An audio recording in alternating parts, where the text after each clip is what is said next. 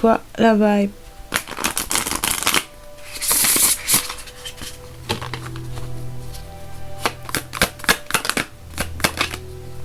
Alors on a le 8 d'épée à l'envers,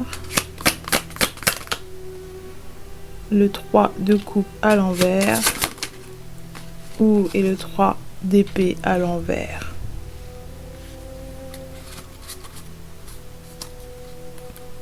En dos de deck, l'impératrice à l'envers.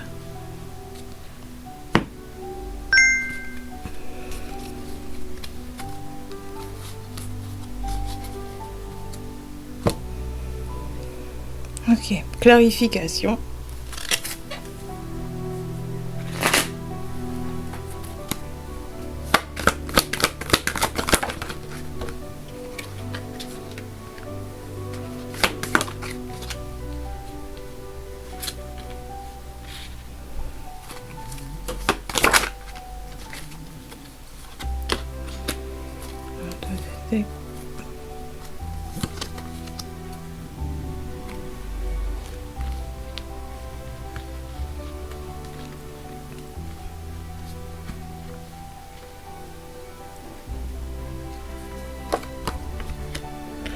Ok, alors on a message à moi-même. Je ne vais plus m'autoriser à me sentir mal pour des choses qui échappent à mon contrôle. Je mérite d'être heureuse et je décide de l'être maintenant. Et ça, c'est une forme de libération. C'est libérateur pour vous de vous aligner avec cette mentalité, de croire que vous avez un certain sentiment de contrôle sur les choses. Ouais, c'est lâcher prise en fait. Et ça, c'est du self-love. C'est ok, je vais pas m'emprisonner dans un espace de mon esprit où j'ai la sensation, enfin j'ai la croyance que je peux changer les choses, que je peux changer les gens, que je peux changer la nature de certaines personnes ou des événements qui se sont déroulés. Il y a un sentiment d'acceptation ici. Je ne vais plus m'autoriser à me sentir mal pour des choses qui échappent à mon contrôle. Je mérite d'être heureuse et je décide de l'être maintenant. Imaginez tout l'espace que vous libérez, tout l'espace que c'est occupé dans votre esprit, de réfléchir en permanence, de ressasser, de overthinking. Ok, donc vous lâchez ça, vous lâchez prise sur ça. Même sur le côté un peu trop critique, un peu trop absorbé par les choses qui se déroulent pas comme vous le souhaitez. Quelque chose comme ça. Lâchez prise sur ce que vous n'arrivez pas à contrôler. Sur les pensées négatives qui occupent un peu trop l'espace dans votre esprit. Imaginez l'espace que vous libérez. Imaginez toute l'énergie qui revient. Toute l'énergie que vous pouvez enfin injecter dans les choses qui comptent, dans les choses importantes, dans les choses que vous pouvez changer, sur lesquelles vous avez un vrai contrôle. Ouais, c'est une sorte de liberté, c'est libérateur. C'est ce que je ressens ici. Ensuite, avec le 3 de coupe et Grammy Award. Alors, message de ton future self. Je suis invité aux avant-premières de films, aux soirées officielles, aux défilés de mode, aux ventes privées, aux after-parties, aux fêtes mondaines. Bref, pas le temps de s'ennuyer. Avec le 3. À l'envers, ça veut dire fêtard. Ça a deux aspects. Soit c'est quelqu'un qui se lâche un peu trop, soit c'est quelqu'un qui s'isole un peu trop. Et là, j'ai l'impression que vous trouvez un équilibre. Vous trouvez un équilibre.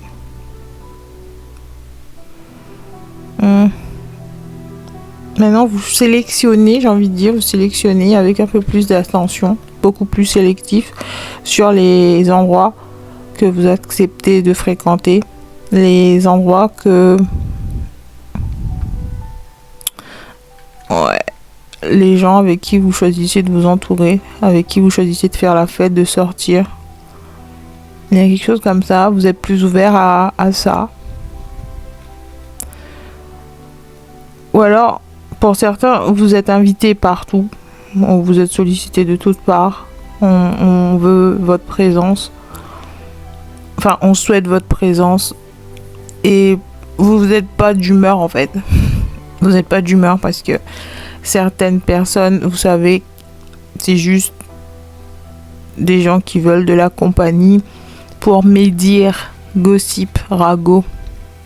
Ils veulent juste votre présence pour servir leur petit jeu narcissique. Et ouais, c'est comme si vous donnez la priorité aux choses qui comptent vraiment, aux soirées qui comptent vraiment, aux gens qui comptent vraiment, et vous faites le tri de ceux qui sont là juste pour vous drainer, vous utiliser, et qui sont même pas sincères, qui bichent dans votre dos et qui pensent que vous le savez pas parce que ils pensent que vous êtes un jeune poussin tombé du nid, que vous n'êtes pas capable de ressentir les énergies. C'est pas parce que vous n'êtes pas là quand ils parlent mal de vous que vous savez pas ce qu'ils sont en train de dire. Vous ressentez les choses. Et donc vous n'avez aucun problème à lâcher prise sur ces gens-là et à sélectionner avec beaucoup plus de discernement là où vous voulez être vu, là où vous voulez partager votre énergie. Avec le 3 d'épée à l'envers, ça parle de conversation interne négative. Lâcher, alors libérer la souffrance, la douleur, le chagrin, pardonner, optimisme, transition, recovery, optimisme, transition et rétablissement, avancé. Et ici on a ma tranquillité d'esprit et ma top priorité, pas le temps pour les drames, c'est ça.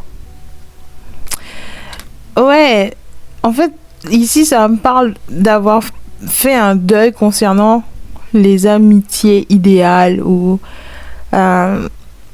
cette énergie de BFF pour la vie, nanana. Vous avez mis tout ça derrière vous, il y a une forme de maturité. Vous savez que c'est vous la priorité, c'est votre vie. Il faut arrêter de se disperser, arrêter de donner gratuitement son énergie à des gens qui sont pas capables de l'apprécier à sa juste valeur, de la valoriser, de mettre un prix dessus, d'être reconnaissant. Ouais, vous avez mieux à faire et pourtant vous choisissez de passer du temps avec eux et pourtant ils ont quand même le culot, l'audace de pas apprécier votre présence, de bitcher dans votre dos. Non, mais ça c'est des gens qu'il faut balayer de votre vie. Ils méritent pas. Ils méritent pas votre présence, c'est tout. Et vous avez enfin compris ça. Parce que ça sert à rien de perdre votre temps avec des gens qui vous apprécient même pas pour de vrai. Ici, il y a une forte énergie autour de l'amitié, de l'entourage, des relations. Et de faire la part des choses, de reconnaître les vrais. Ceux qui sont là à la vie, à la mort, et ceux qui sont là juste pour un bon moment. Voyez ? Avec les Grammy Awards, là, c'est une énergie de... Tu peux m'envoyer toute l'invitation que tu veux. Si j'ai décidé que j'ai pas envie de venir, si j'ai décidé que j'aime pas les personnes qui sont présentes, si j'ai décidé que cette soirée va pas me servir, au contraire elle me dessert, ben je viens pas. Et si t'es pas capable d'accepter ça, c'est que tu me respectes pas, tu respectes pas mon énergie. Quelqu'un qui vous force à faire ce que vous n'avez pas envie de faire, quelqu'un qui vous force à aller à l'encontre de vos besoins,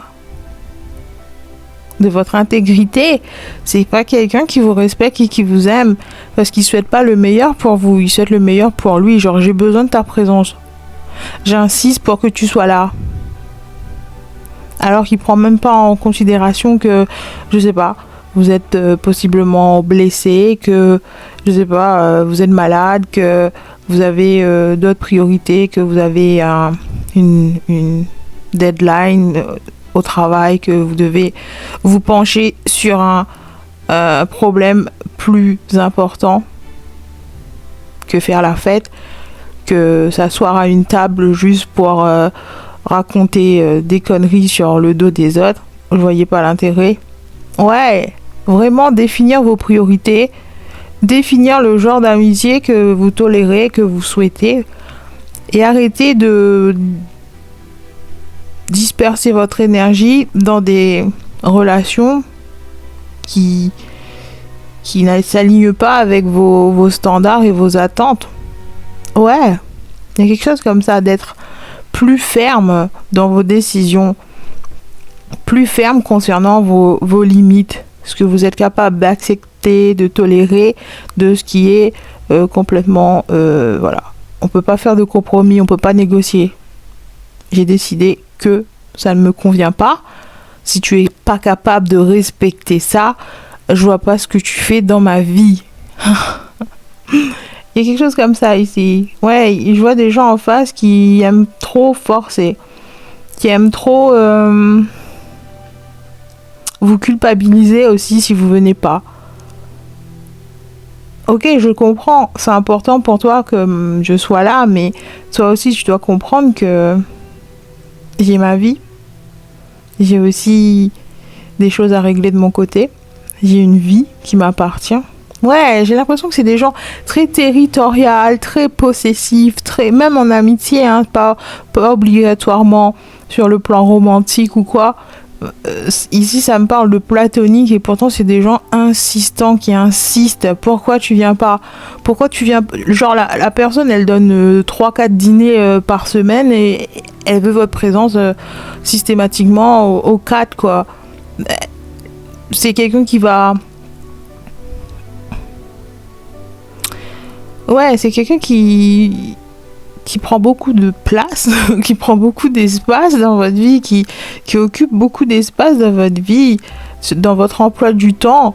C'est quelqu'un à qui vous devez vous consacrer beaucoup de temps, mais en retour, c'est pas toujours équilibré, quoi. C'est pas quelqu'un qui va faire une impasse sur quelque chose qu'il avait prévu, ou c'est pas quelqu'un qui va faire des compromis pour vous.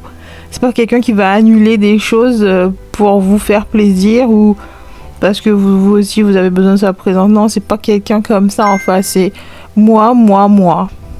Si tu fais pas ce que je dis, je me sens trahi, je me sens abandonné, je me sens... Vous voyez, c'est des gens comme ça qui arrivent pas vraiment à stabiliser leurs émotions. Quelque chose comme ça, c'est des gens qui partent tout de suite dans les tours, qui partent tout de suite sur un registre plus dramatique aussitôt que vous lui dites un non. C'est des gens qui peuvent pas encaisser les noms. Et la réponse en retour est pas belle. Je vois des gens qui vont aller dans... Justement, parce que vous avez osé dire non, cette personne va mal parler de vous, va essayer de changer l'image que les autres ont de vous en disant des bêtises, ouais, ou en divulguant certaines confidences, certains secrets pour se venger de que vous avez défié son autorité ou que vous avez osé dire non. C'est tout ce que je vois.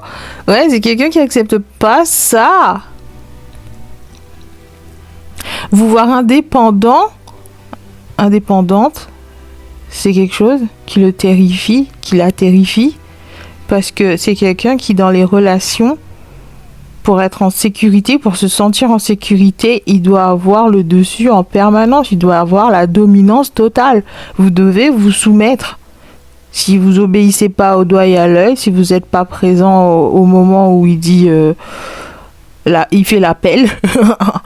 Il y a quelque chose comme ça. Si vous n'êtes pas là, quand il le décide, à l'heure où il l'a décidé, ça y est. C'est la crise de nerfs. C'est presque enfantin, quoi, comme réaction. C'est immature. Ouais, c'est quelqu'un qui refuse de voir que vous êtes une personne à part entière, que vous avez votre propre vie, vos propres activités, que vous avez une vie en dehors de cette relation. Ouais, je crois que c'est ça, là. Et c'est quelqu'un qui se sent blessé, trahi, quand vous choisissez, quand vous choisissez. Ouais, quand vous vous choisissez, quand vous vous donnez la priorité, quand vous choisissez votre bien-être, votre tranquillité d'esprit, le calme, le silence, c'est quelqu'un qui se sent complètement dévasté, c'est le chaos. Ouais, il a peur, il panique, je sais pas, et pourtant je ressens ici une forte connexion, genre c'est une amitié fusionnelle ici, j'ai l'impression. Si c'est pas romantique, parce que je capture beaucoup l'amitié ou une relation platonique, et pourtant c'est quelqu'un qui est complètement codépendant. Ouais. Si cette personne vous invite à dîner et que vous avez le malheur de faire faux bond, de dire non, d'avoir d'autres projets, oh la trahison, oh là là, comment je vais aller te démolir en ton absence, parce que c'est la seule façon que cette personne a de faire avec, de gérer ses émotions, de gérer cette peur de l'abandon, cette distance. C'est quelqu'un qui va combler la distance entre vous par des messes basses, des choses négatives, dans le sens déloyal. Ouais. Alors, vous voyez, je vois une espèce de... C'est déséquilibré avec l'impératrice à l'envers, là. Ça parle de selfish, égoïste, impatient, codépendant, inaction, manque de concentration, indécis, surmené, anxiété et infidélité. C'est ça. C'est quelqu'un, aussitôt que vous serez occupé ailleurs pour votre bien-être personnel, pour votre propre compte, c'est quelqu'un qui va vous tromper d'une certaine façon, que ce soit romantique ou platonique. Romantique, l'infidélité, on sait ce que c'est, mais sur le point de vue amical, c'est quelqu'un qui va aller justement se mêler, se joindre aux personnes qui justement n'a pas votre meilleur intérêt à souhait, quoi. C'est vos ennemis, les gens qui ne vous supportent pas, les gens que vous savez pertinemment ne vous apprécient pas, et alors que c'est censé être votre meilleur ami, etc. Cette personne, j'entends, on n'a plus 14 ans. On n'a plus 14 ans pour s'appeler meilleur ami. Mais voilà, ici dans ce contexte, j'ai pas d'autres mots. C'est quoi ? À l'âge adulte, c'est quoi un meilleur ami ? Je sais pas moi, c'est quelqu'un que vous considérez comme un membre de votre famille, alors que techniquement vous n'avez pas le même sang, hein. C'est quelqu'un qui partage vos joies et vos faiblesses et vos échecs, et enfin qui partage tous les moments de votre vie, qui est témoin de chaque moment de votre vie et qui est censé vous soutenir. Et parce qu'il y a un vrai lien entre vous, il y a quelque chose qui vous unit tous les deux, il y a quelque chose qui fait que vous vous entendez bien, une espèce d'alchimie. Bref. Et là, si c'est quelqu'un que vous considérez comme un être cher, un membre important de votre communauté, de votre entourage, techniquement, il vous doit fidélité, loyauté, dans les bons comme dans les mauvais moments, que vous soyez présent ou pas. Et là, ici, on a quelqu'un, dès que vous faites pas ce qu'il souhaite, ce qu'il veut, c'est quelqu'un qui va aller vous tromper en s'associant avec vos ennemis, en bitchant sur votre dos, en racontant vos secrets, en allant ternir votre réputation, dire du mal de vous, faire quelque chose qu'il ou elle sait pertinemment va vous blesser si vous l'apprenez, et qui le fait quand même. C'est ça, une trahison, une infidélité, que ce soit romantique ou platonique. Et ici on a, j'ai longuement hésité, hein. Techniquement, ce jeu, je le lis toujours à l'endroit, parce que voilà, c'est un genre d'oracle, c'est pas du tarot. Mais ici, ouais, je l'ai pris à l'envers. C'est écrit: ta place est là où tu te sens célébré. Et là, on voit une bande de copines en train de s'amuser. tous sur un même pied d'égalité. Bon, elles sont assises dans des postures différentes, à différents niveaux. Mais voilà, techniquement, voilà, si elles font la fête ensemble, il y a un lien qui les unit d'une façon ou d'une autre. C'est pas des gens qui se sont rencontrés il y a 15 minutes, quoi. C'est des gens avec qui vous vous sentez à l'aise et en confiance. Donc ouais, c'est quelque chose comme ça ici. C'est quelqu'un qui, avec qui vous vous sentez à l'aise, en confiance et en sécurité. Quelqu'un sur qui vous pouvez compter, que vous considérez comme un membre de votre famille, un être cher, et pourtant qui a le culot de... C'est étrange, hein? Bon, j'en ai connu des comme ça, malheureusement, mais... Ouais, le plus dur, c'est de les repérer, de les reconnaître et d'accepter. Oh là là, l'acceptation, c'est l'un des passages les plus compliqués. En tout cas pour moi. C'est une fois que tu dois accepter que cette personne est juste mauvaise. C'est une mauvaise graine. Pendant toutes ces années, j'ai cru que je pouvais te faire confiance. Je t'ai déballé tous mes secrets. Tu étais présent à tous les moments de ma vie. Je t'ai donné la priorité à plein de reprises. J'ai été présent pour toi, je t'ai soutenu, je t'ai tendu la main, je t'ai consolé, j'ai réparé des casses, des blessures émotionnelles, j'ai joué la thérapeute avec toi, hein? Je t'ai prêté une oreille attentive, je suis restée des heures au téléphone avec toi à écouter toutes tes lamentations, à te conseiller, à te rassurer, à te ramener dans un endroit, dans un espace mental où tu te sens enfin serein, apaisé. Et aussitôt que je rencontre un problème de mon côté, ça y est, tu me tournes le dos. Et dès que je vais mieux, ça, c'est bon, tu veux reprendre la relation là où elle s'est arrêtée. Non, ça fonctionne pas comme ça. Ça fonctionne pas comme ça.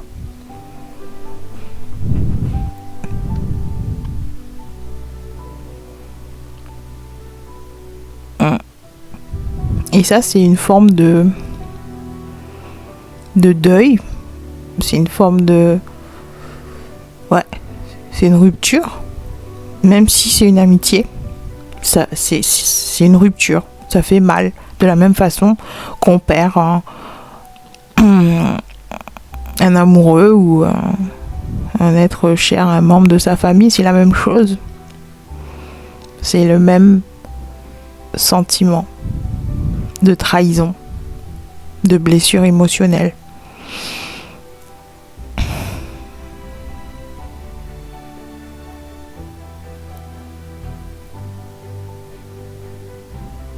Et je crois que cette personne en face de vous, elle n'a pas compris. Elle n'avait pas compris ça.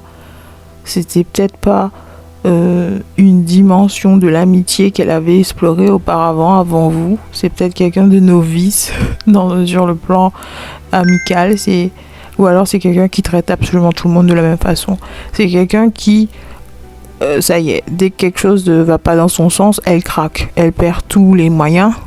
Et la seule façon de se réconforter, c'est la mauvaise foi, c'est d'aller blesser l'autre. C'est quelqu'un qui se sent blessé aussitôt que vous lui dites non, donc elle va essayer de vous blesser d'une certaine façon.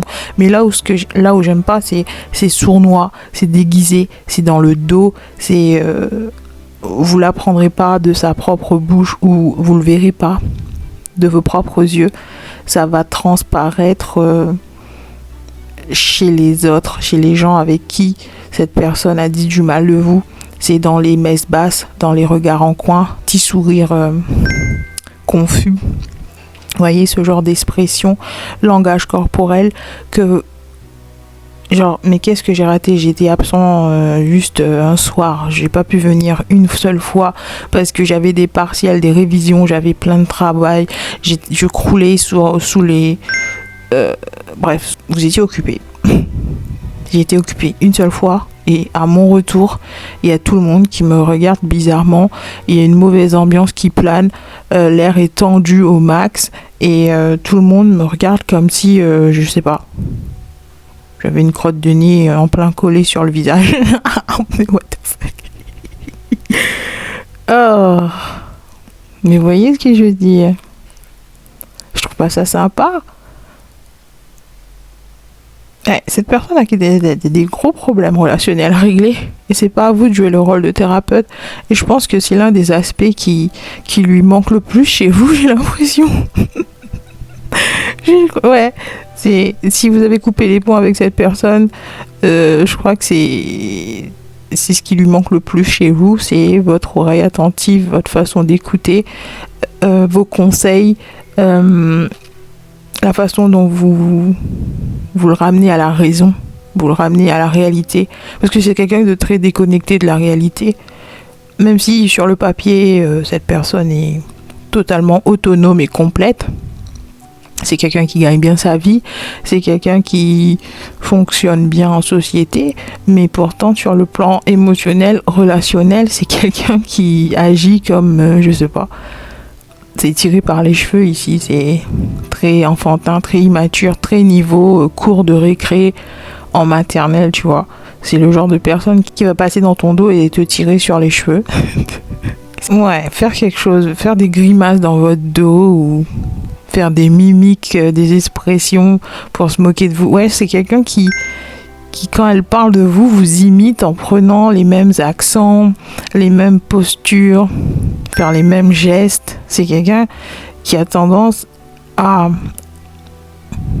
parler mal de vous en répétant ce que vous dites et en mimant. Ouais, et ça c'est méchant. Attends, t'es le genre de personne avec qui je partage absolument tout. Tu es mon double, tu es mon jumeau, tu es mon soeur, mon frère de sang. Et quand je suis pas là, tu parles de moi comme si j'étais la pire espèce sur Terre. Tu emploies des mots extrêmement violents, méchants, blessants pour me qualifier. Tu racontes en déformant, ouais, il y a un accent sur le mot, en déformant la réalité. C'est quelqu'un qui va déformer tous vos propos pour que, quand il la raconte aux autres, ça passe vraiment pour un péché mortel, quoi. C'est quelqu'un qui va vous pourrir alors que vous avez fait pas grand chose à part dire désolé, mais ce soir je préfère rester à la maison parce que j'ai attrapé un rhume et j'ai pas envie de le passer à tous tes autres invités, ou je sais que je vais pas forcément m'amuser ce soir parce que j'ai pas trop le moral, il se passe quelque chose dans ma vie privée, j'ai pas envie d'être entourée. Vous voyez, il y a toujours une bonne raison. C'est pas par pure méchanceté que vous dites non, et c'est quelqu'un quand même qui va le percevoir, qui va le prendre comme une offense, comme ouais, c'est quelqu'un qui va prendre votre absence comme la pire punition que vous pouvez lui infliger. Mais après, quand vous êtes là, je vois pas non plus quelqu'un qui va vous porter de l'attention plus que d'autres, hein. C'est juste que c'est pour le nombre. J'ai l'impression que c'est quelqu'un qui aime bien avoir un nombre de personnes autour. C'est genre sa force est puisée dans le nombre, dans le numérique. C'est une force numérique. C'est quelqu'un qui adore donner l'impression qu'il ou elle est le roi de la fête, qu'il est entouré, qu'il y a plein de gens qui l'aiment, qu'il est populaire, qu'il est célébré, qu'à chaque fois qu'il se déplace, il y a une cour. C'est genre la reine Charlotte qui dans Bridgerton, quoi. Vous voyez, ça me donne ça comme vibe. Mais c'est pas quelqu'un qui va évaluer votre présence pour ce qu'elle est. C'est quelqu'un qui va juste vous utiliser pour compléter sa cour. Faire genre sur les réseaux sociaux, je suis entourée, j'ai plein de monde autour de moi, c'est la fête, je suis populaire, je suis trop cool. Tout le monde veut être avec moi, tout le monde veut être vu avec moi. Mes soirées sont les plus spectaculaires. Ouais, ça donne des vibes de ça, là, de Bridgerton et de la reine Charlotte, qui aime bien avoir une cour,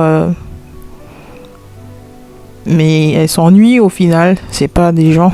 Ah, là, ça me parle de. C'est comme la dernière saison, quand il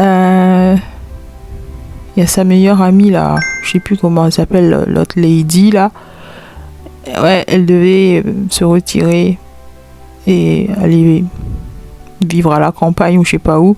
Et la reine, elle était super vexée, genre, comment tu peux me laisser? Tu peux pas prendre ta retraite. Il y a quelque chose comme ça, il y a une vibe comme ça. C'est quelqu'un qui vous en veut. Je sais pas, peut-être que votre vie elle est en train de changer, peut-être que vous êtes expatrié ailleurs, dans une autre ville, dans un autre pays, que vous commencez un tout nouveau job ailleurs, une nouvelle carrière. Vous devez vous concentrer sur des choses plus importantes. Peut-être pour certains, vous vous mettez en couple et que vous donnez la priorité à votre nouvelle vie de couple, créer une famille, quelque chose comme ça. Bref, et cette personne vous en veut à mort, genre comment oses-tu? Je dois être le numéro 1 dans ta vie. Mais en revanche, n'attends pas de moi que je sois ton numéro 1. Genre, toi tu dois être là pour moi, mais moi c'est pas sûr, hein. J'ai autre chose à faire quand même, hein. J'ai d'autres chats à fouetter, j'ai d'autres priorités, j'ai d'autres gens à impressionner, j'ai d'autres gens avec qui je veux être vu.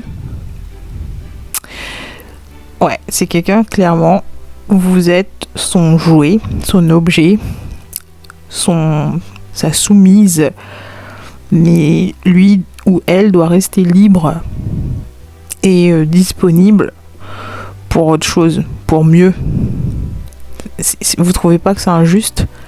Donc ouais, quand face à une situation pareille, vous choisissez vous en priorité. C'est la meilleure chose que vous pouvez faire. C'est le meilleur service que vous pouvez vous rendre. C'est le meilleur message que vous pouvez renvoyer à l'univers. Genre, je me choisis moi et seulement moi, parce que j'ai compris que les autres gens à qui je donnais la priorité ne lèveraient même pas le petit doigt pour me sortir d'une galère, ne me choisiraient pas si l'occasion se présentait. Et c'est même pas sûr que je compte vraiment pour ces gens. C'est juste que, je sais pas. Peut-être que vous possédez quelque chose. Justement, on a parlé de... Vous avez certains talents en psychologie, que vous êtes doué pour guérir les petits bobos au cœur des gens, que vous êtes doué pour écouter. Vous avez certains talents au niveau de la guérison. Et ces gens veulent vous utiliser pour ça. Ils veulent utiliser votre énergie plus que vous en tant que personne complète, quoi. Et ça, c'est injuste. Et c'est très très dur à avaler. Ça fait mal. Ouais. Ou alors, encore une fois, juste un bouche-trou. Quelqu'un qui est là pour combler les vides lors des soirées. Pour dire qu'on est populaire et qu'on mène des vies de jet-setter, de rockstar. Des vies de...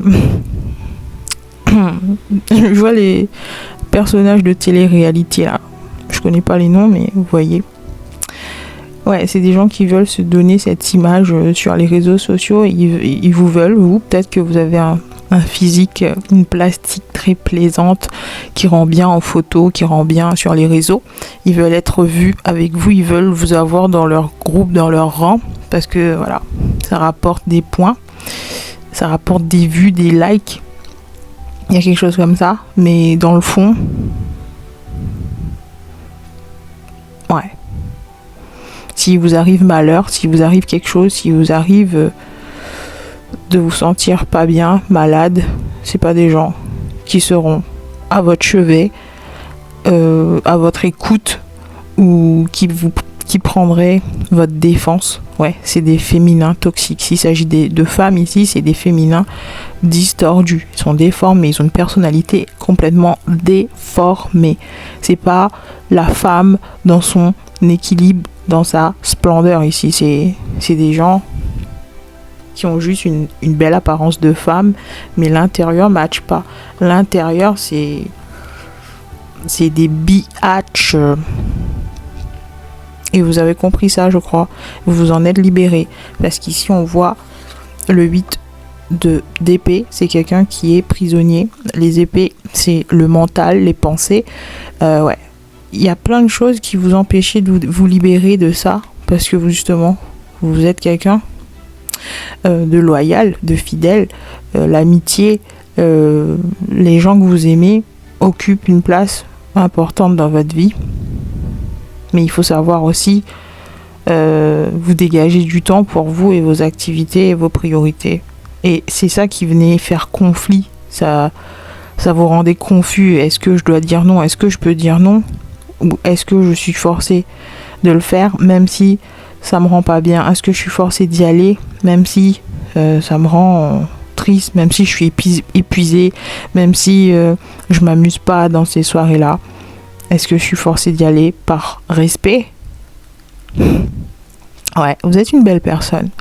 Vous êtes le genre d'amis que tout le monde rêverait d'avoir. Enfin, des gens qui savent comment respecter ce genre de lien, bien sûr. Vous êtes une amie idéale.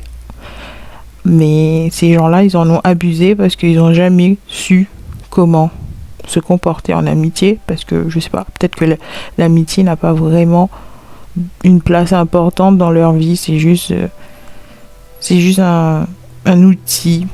C'est juste pour s'occuper, pour passer le temps,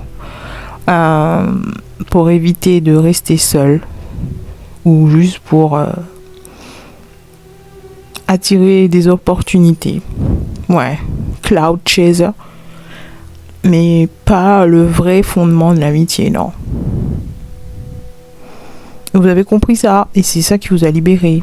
C'est d'accepter la vérité, d'accepter la réalité, alors qu'elle n'est pas du tout plaisante, alors qu'elle est même très blessante. C'est une belle leçon, parce qu'à partir de là, vous savez repérer les gens qui méritent votre énergie. Quand vous avez une belle énergie comme ça, une énergie de guérison, il faut savoir la protéger.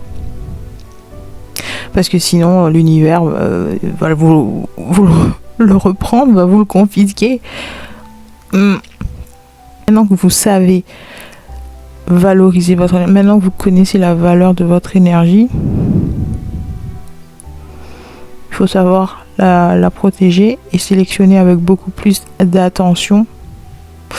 Ouais, avant de vous jeter à corps perdu dans une relation, il faut apprendre à connaître la personne dans différents contextes. Comment elle traite les autres, en fait. Comment elle traite les autres. Parce que quelqu'un qui dit du mal des autres avec vous, vous pouvez être sûr que dès que vous avez le dos tourné, elle va faire pareil avec vous, sur votre dos. Ouais. Quelqu'un qui parle mal des autres en votre compagnie va parler mal de vous dans votre dos. Et oui. Parce que c'est qui ils sont. C'est comme ça qu'ils opèrent. Il n'y a pas d'exception. Genre, il n'y a pas d'exception pour vous. Ils sont comme ça. Ils sont faits comme ça. Donc, il n'y a pas à culpabiliser si vous avez mis des limites, si vous avez clôturé, fermé la porte de certaines relations.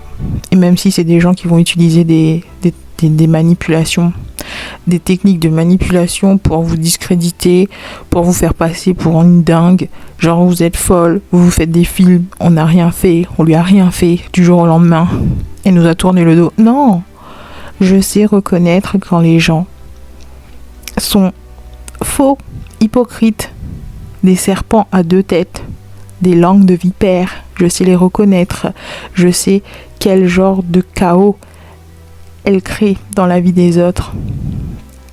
Et j'ai pas envie de me mélanger à ça. C'est pas que je me sens spéciale, je suis mieux que tout le monde, que je mérite de planer et que on doit me dérouler le tapis rouge à chaque fois que je viens. C'est pas ça. C'est juste que quelqu'un de sincère, d'authentique et de vrai, et qui respecte le lien, qui respecte ma personne, qui respecte notre histoire, tout simplement. Imaginez, ça fait 15-20 ans que je suis amie avec toi, que je te connais, que je te côtoie, que je te vois pratiquement tous les jours, et je découvre que tout ce que je t'ai dit jusque-là, t'es allé le répéter à tout le monde, et en choisissant mes ennemis de préférence, des gens qui ne m'aiment pas, des gens qui se moquent de moi. Imaginez la blessure que ça crée. C'est des gens qui n'en ont rien à foutre de comment vous allez réagir si ça arrive à vos oreilles. Ils n'en ont rien à foutre. Parce qu'ils ont toujours l'espoir que vous allez rester, parce que voilà, vous êtes une bonne poire, que vous êtes trop gentille, que vous êtes trop douce, et que les gens doux, ils sont faibles. Pas du tout. Les gens doux, ils sont proportionnellement durs aussi. Ouais. Et c'est des gens qui découvrent cet aspect de vous. Cet aspect de je sais me protéger, je sais me défendre, je sais clôturer des relations. Genre, je suis pas une guimauve non plus. Oui, j'ai un cœur. Oui, je suis toute douce. C'est genre, je vois les têtes brûlées là. C'est acidulé à l'extérieur et tout doux, un cœur coulant à l'intérieur. Mais je vous vois pas comme ça. Genre, non, vous êtes pas acide. Vous êtes pas acidulé. Vous êtes plus, je sais pas, un fondant au chocolat. Avec un cœur tout coulant. Waouh, pourquoi je commence à avoir faim, moi? Bref, je crois que c'est tout ce que j'ai pour aujourd'hui. Je vous dis à bientôt pour un nouveau tirage et d'ici là, restez conscients.